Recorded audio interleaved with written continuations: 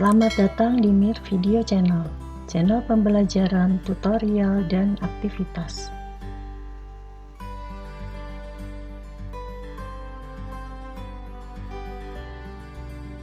Assalamualaikum warahmatullahi wabarakatuh. Selamat pagi anak-anak. Bagaimana kabar kalian hari ini? Ibu harap kalian semua dalam keadaan sehat.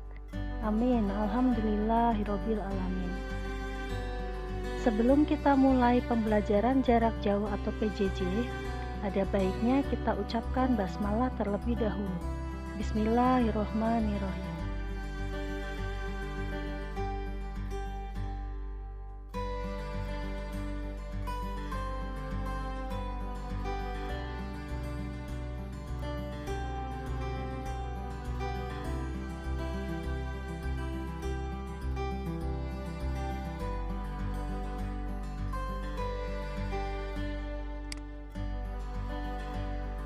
Pada masa pandemi ini, kalian harus selalu menjaga kesehatan. Ingat gerakan 4M. Mencuci tangan dengan sabun.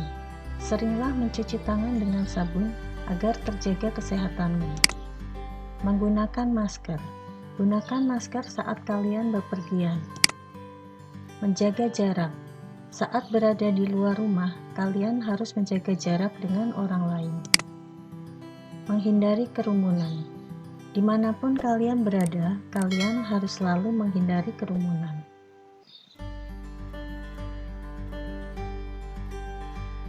Sekarang kalian perhatikan materi dan tujuan pembelajarannya ya.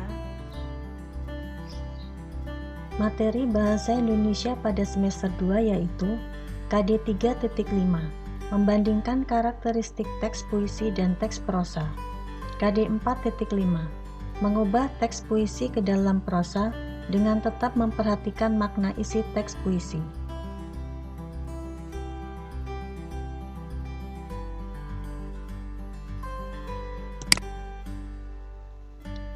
Tujuan pembelajarannya yaitu, setelah mengamati tayangan ini, kalian dapat mengidentifikasi isi teks puisi dan teks prosa.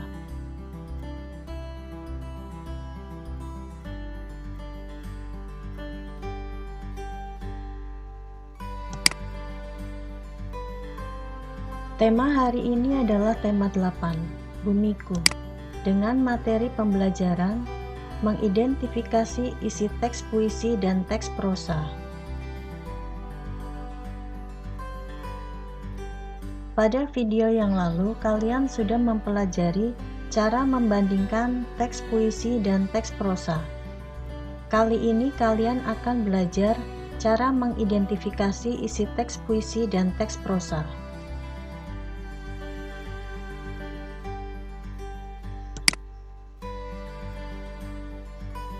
Unsur intrinsik dan unsur ekstrinsik puisi dan prosa. Apakah yang dimaksud dengan unsur intrinsik dan unsur ekstrinsik? Ayo kita pelajari bersama. Unsur intrinsik adalah unsur yang terdapat di dalam karya sastra. Sedangkan unsur ekstrinsik adalah unsur yang terdapat di luar karya sastra.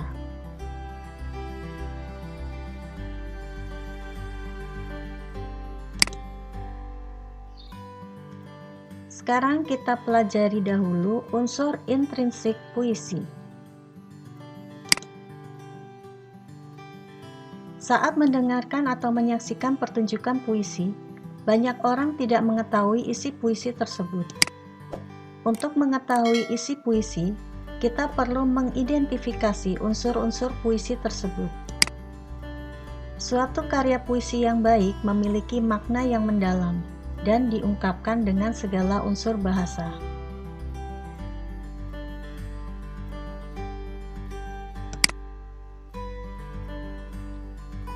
Unsur intrinsik dalam puisi. Unsur intrinsik terbagi menjadi dua, yaitu unsur batin dan unsur fisik. Unsur batin puisi secara utuh yang merupakan isi teks puisi yang mengandung makna atau arti yang dapat kita rasakan dengan menghayati unsur-unsur puisi. Unsur fisik puisi adalah unsur pembangun puisi dari luar, yaitu disusun dari kata dengan bahasa indah dan bermakna yang dituliskan dalam bentuk bait-bait.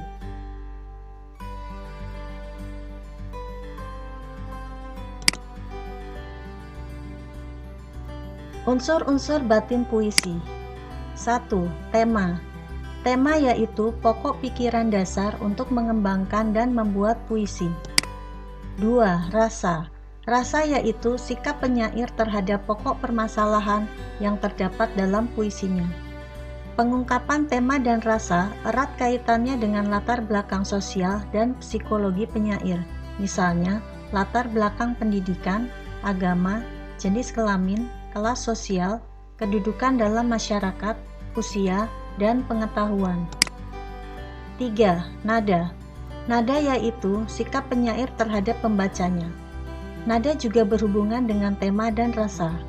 Penyair dapat menyampaikan tema dengan nada menggurui, mendikte, atau bekerja sama dengan pembaca untuk memecahkan masalah.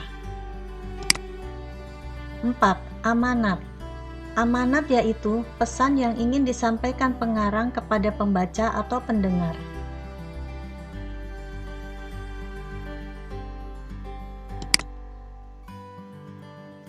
Unsur-unsur fisik puisi. 1. Diksi atau pemilihan kata. Diksi atau pemilihan kata artinya, kata-kata dalam puisi biasanya tidak sama dengan yang dipakai sehari-hari. Penyair biasanya memilih susunan kata yang indah, enak didengar, dan juga memiliki makna yang mendalam, sehingga pembaca atau pendengar dapat menikmati puisi tersebut. 2. Gaya bahasa. Gaya bahasa artinya, dalam sebuah puisi akan banyak dijumpai rangkaian kata yang berlebihan ataupun terkesan merendahkan diri. Biasanya tiap penulis cenderung memiliki gaya bahasanya sendiri, misalnya melalui majas. 3. Rima. Rima yaitu kesamaan nada atau bunyi. Rima biasa dijumpai di akhir tiap larik atau baris.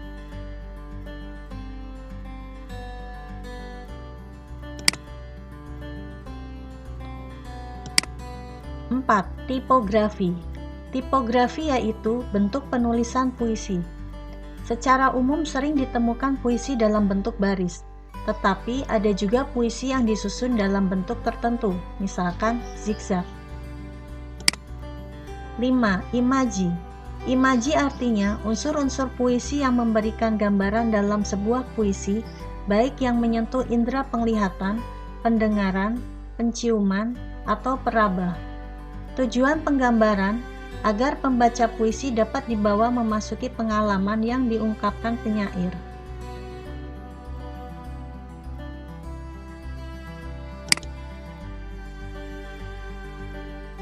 Sekarang kita pelajari unsur ekstrinsik puisi. Unsur ekstrinsik dalam puisi. 1. Unsur biografi. Unsur biografi ini adalah latar belakang pengarang. Latar belakang cukup berpengaruh dalam pembuatan puisi. 2. Unsur sosial. Unsur sosial sangat erat kaitannya dengan kondisi masyarakat ketika puisi itu dibuat. 3. Unsur nilai. Unsur nilai meliputi unsur yang berkaitan dengan pendidikan, seni, ekonomi, politik, sosial, budaya, adat istiadat, hukum, dan lain-lain. Nilai yang terkandung dalam puisi menjadi daya tarik tersendiri, sehingga sangat memengaruhi baik atau tidaknya puisi.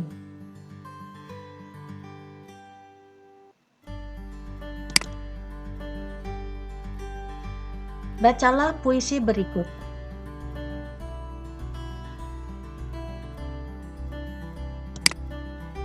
Setelah membaca puisi tersebut, kita dapat mengidentifikasi tema dan pesan dalam puisi tersebut. Puisi tersebut merupakan jenis puisi baru, artinya bebas atau tidak terikat pada aturan pada jumlah bait, larik, serta rima. Puisi tersebut memiliki 4 bait. 1, 2, 3, 4. Yang tiap baitnya terdiri atas 4 larik. 1, 2, 3, 4. Rima yang digunakan bebas. Maknanya adalah bumi sebagai tempat tinggalku. Pesannya, kita harus senantiasa mensyukuri dan menjaga kelestarian bumi sebagai ciptaan Tuhan.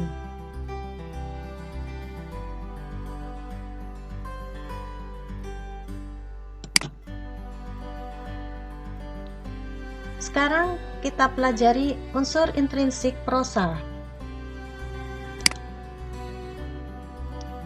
Untuk mengetahui isi prosa, yang perlu dilakukan adalah membaca prosa tersebut dan mengidentifikasi unsur-unsur prosa. Biasanya prosa digunakan untuk menggambarkan atau menjelaskan suatu fakta, ide, atau cerita imajiner. Oleh karena itu, prosa dapat digunakan untuk menulis surat kabar, majalah, novel, ensiklopedia, surat, cerpen, dongeng, dan lainnya.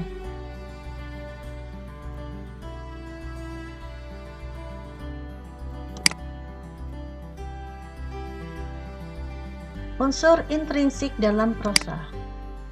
1. Tema.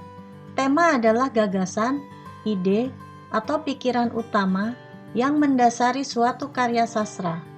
Tema menjadi dasar pengembangan seluruh cerita. 2. Amanat. Amanat adalah ajaran moral atau pesan yang ingin disampaikan oleh pengarang melalui karyanya. Amanat dapat disampaikan secara implisit, yaitu dengan cara memberikan ajaran moral atau pesan dalam tingkah laku atau peristiwa yang terjadi pada tokoh.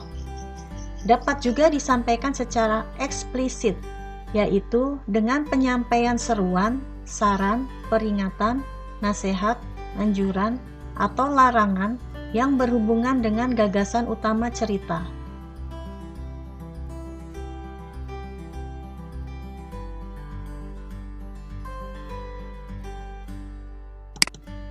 Tiga, tokoh.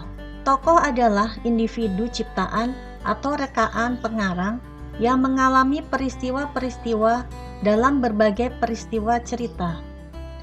Pada umumnya, tokoh berwujud manusia, tetapi dapat pula berwujud binatang, tumbuhan, atau dewa. 4. Alur. Alur adalah rangkaian peristiwa atau jalinan cerita dari awal sampai klimaks serta penyelesaian.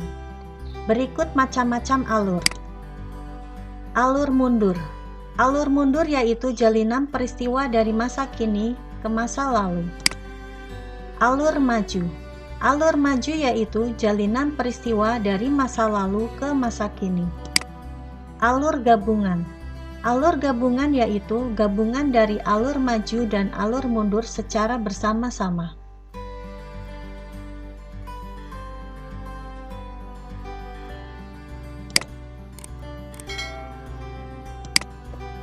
Lima, latar atau setting. Latar atau setting adalah bagian dari sebuah prosa yang isinya melukiskan tempat cerita terjadi dan menjelaskan kapan cerita itu terjadi. Berikut jenis latar. A. Latar tempat. Latar tempat mengacu pada lokasi terjadinya peristiwa yang diceritakan dalam sebuah karya fiksi. B. Latar waktu. Latar waktu berhubungan dengan masalah kapan terjadinya peristiwa-peristiwa yang diceritakan dalam sebuah karya fiksi. C. Latar sosial. Latar sosial mengacu pada hal-hal yang berhubungan dengan perilaku sosial masyarakat di suatu tempat yang diceritakan dalam karya fiksi. Latar sosial bisa mencakup kebiasaan hidup, adat istiadat, tradisi, keyakinan, pandangan hidup, cara berpikir dan bersikap, serta status sosial.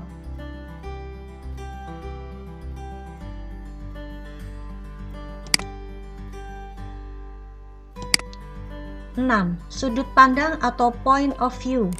Sudut pandang atau point of view adalah pandangan pengarang untuk melihat suatu kejadian cerita. A. Sudut pandang orang pertama atau first person point of view. Dalam pengisahan cerita yang mempergunakan sudut pandang orang pertama, aku, narator, adalah seseorang yang ikut terlibat dalam cerita. Ia adalah si aku, tokoh yang berkisah. B. Sudut pandang orang ketiga atau third person point of view.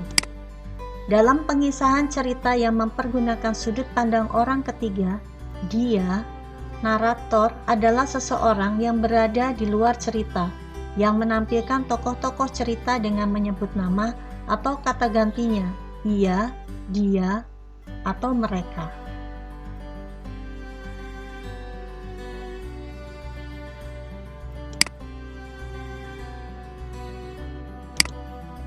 Tujuh, gaya bahasa. Gaya bahasa adalah bahasa yang digunakan pengarang dalam menulis cerita, yang berfungsi untuk menciptakan hubungan antara sesama tokoh dan dapat menimbulkan suasana yang tepat guna adegan seram, kasih sayang, peperangan, maupun harapan.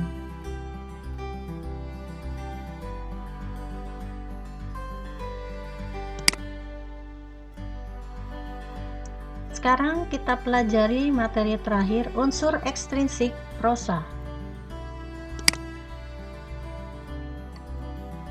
Unsur ekstrinsik dalam prosa. 1. Norma. Norma yaitu aturan yang digunakan si pengarang dalam menulis prosa. 2. Biografi pengarang. Biografi pengarang yaitu daftar riwayat hidup si pengarang.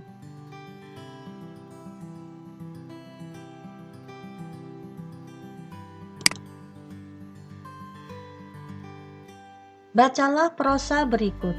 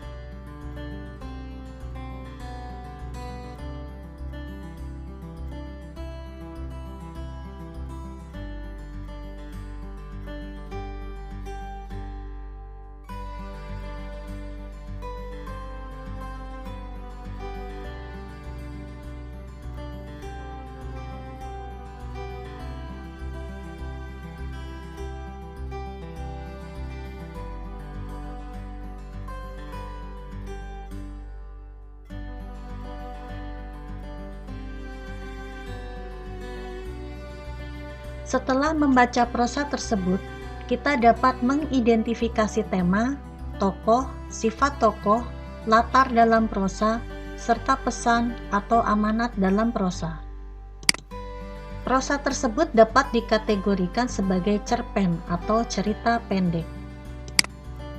Temanya adalah rasa syukur tokoh aku yang tinggal di bumi.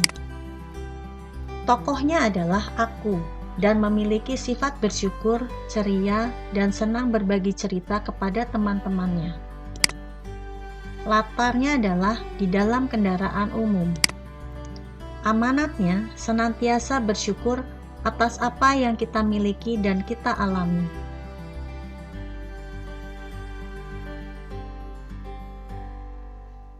Bagaimana anak-anak? Apakah kalian sudah memahami materi ini? Apakah kalian sudah mencatat? Nah, sekarang kalian perhatikan tugasnya ya. Tugas, simak video berikut dan tuliskan amanat dari prosa non-fiksi.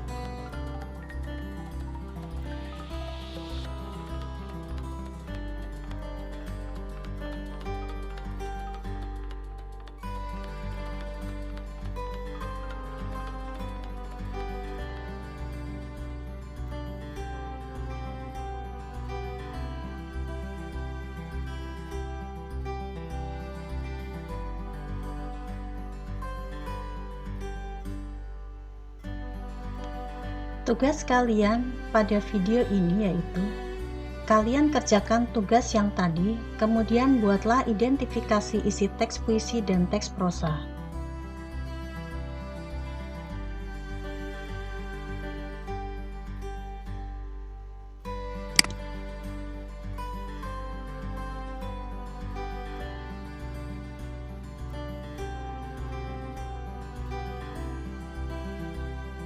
Demikian pembelajaran hari ini.